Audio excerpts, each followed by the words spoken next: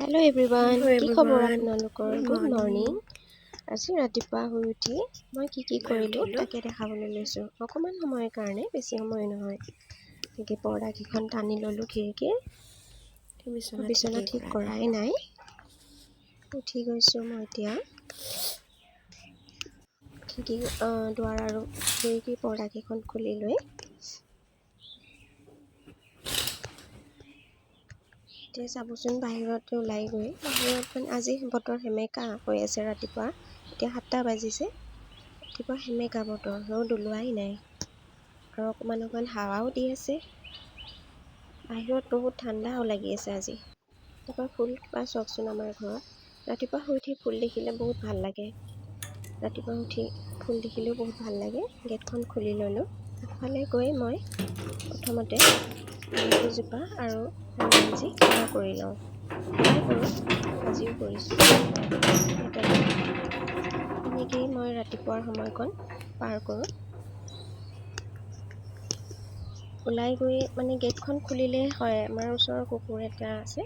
সেই কুকুৰটো আহি সদায় আমাৰ ওচৰত বহিয়ে ৰ'ব। মানে সি সদায় বিস্কিট খায় আমাৰ পৰা। তাকে অকণমান সেৱা কৰি ল'লোঁ। তাৰপৰা তুলসীজোপাকো সেৱা কৰিছোঁ। হনুমানজী আছে, তেওঁকো সেৱা কৰোঁ। বাহিৰলৈ ওলাই সদায় মানে গেটখন খুলিলেই সি আহি ৰ'বহিয়ে ৰ'ব।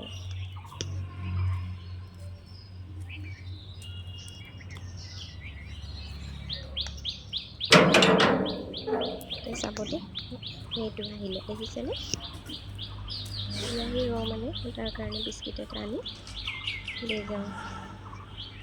সি ৰৈ আছে এতিয়া আহি।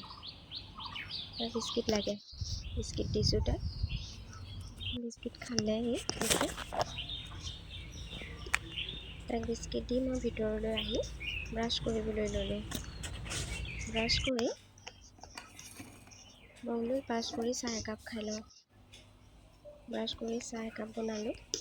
গাখীৰ চাহে বনাইছোঁ আজি। গাখীৰ চাহ একাপ খাই লওঁ বুলি বনালোঁ। তাকে আদা আৰু চাহপাত দি চাহ বনালোঁ। মোৰ কাৰণে, নিজৰ কাৰণে আৰু চিকনচৰ কাৰণে।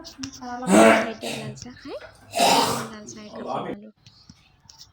তাকে মই আজি খেজুৰ বিস্কিট আৰু চাহৰ লগত খালোঁ। আৰু তাকে আজি ৰাতিপুৱা এনেকেই পাৰ কৰিলোঁ। ধন্যবাদ।